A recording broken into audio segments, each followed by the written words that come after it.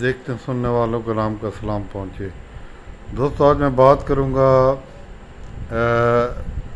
ملتان کے بہت مشہور اسپتال سی ٹی اسپتال کے بارے میں، جو نہایت مہنگا ہونے کی وجہ سے لوگ اس امید پر بھی جاتے ہیں کہ یہاں پر علاج مناسب ہوگا، کمپیٹنٹ ڈاکٹر ہوں گے۔ لیکن میں ایک مثال کے طور پر ایک آپ کو واقعہ سنانے والا ہوں گا، اور سن کر آپ کو شدید صدمہ ہوگا کہ ایک بچہ شہیر 14 سال کا، اسے بخار ہوا تو اس کے والدین اسے لے گئے سی ٹی ہاسپٹل۔ وہاں پر بچوں کے شعبہ کا سربراہ ہیں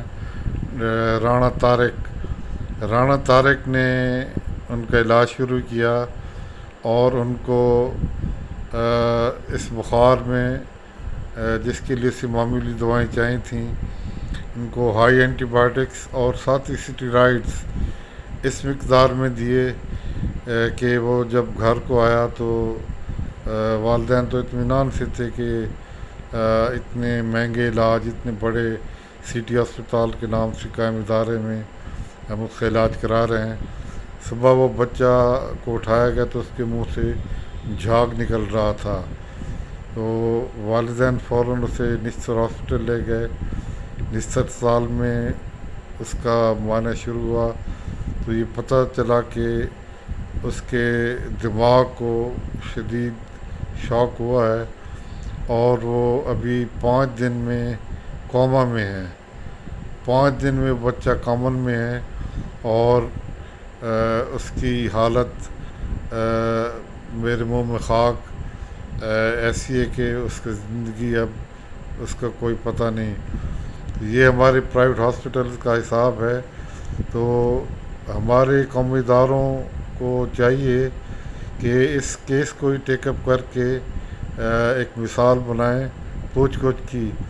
ڈاکٹروں کا مطلب یہ نہیں ہے کہ ہم کہتے ہیں کہ یہ انکمپیٹنٹ لوگ عطائی جو ہیں یہ ڈاکٹر بن گئے۔ عطائی ڈاکٹر ان ڈاکٹروں سے بہت اچھے ہیں، وہ اس قسم کا ٹریٹمنٹ نہیں کرتے کہ لوگ ایک ڈگری کے پیچھے انتہائی انکمپیٹنسی، اور اس کی میں کیا مثال دوں، انتہائی لالچ تو خیر ہوتی ہے ڈاکٹروں میں، اس درجہ کی نالائکی، اور وہ بھی اتنے بڑے اسپتال میں۔ تو اس چیز کو لوگوں تک ذرا پھیلائیے، تاکہ وہ کم از کم جن اسپتال میں جاتے ہیں ان کو پتہ تو ہو کہ ان کی کریڈیبلٹی کیا ہے، کہ وہ کس حد تک ریلائبل ہیں، تاکہ مزید بچے، مزید آدمی ان کی بھیٹ نہ چڑھ سکیں۔ اسی سی ٹی ہاسپٹل میں ایک میرے پاس آتے تھے ایک تھانے دار، وہ تھانے دار جو صرف تنخواہ پر گزارا کرتا تھا، اسے معمولی تکلیف ہوئی تو جو عام ہوتی تو وہ سی ٹی اسپتال چلا گیا۔ تو سی ٹی اسپتال میں 2 مہینے اس کا علاج ہوتا رہا، اور پھر ایک بہت ہیلدی ایماندار آدمی کی پھر لاش واپس آئی، جس کو 2 لاکھ 1 لاکھ کے ٹیکے ظاہر کر کے لگائے جاتے رہے کہ اتنے مہنگے ٹیکے ہیں۔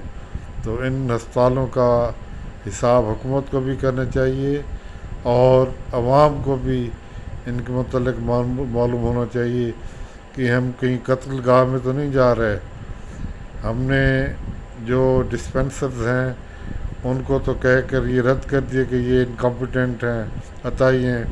جو ڈگری ہولڈر عطائی ہیں، جو ڈگری ہولڈر قصائی ہیں، ان کو کون پوچھے گا؟ کیا عوام ان کے گربانوں تک ہاتھ ڈالیں؟ اگر حکومت نہیں ڈالے گی تو پھر عوام کیا کریں؟ پھر لا ملا ہی کریں گے۔ تو اس وقت سے پہلے حکومتوں کو بھی اس کا نوٹس لینا چاہیے۔ اس جو مثال میں نے بتائی ہے، اس کی مثال بنائیں ان اسپتالوں کو۔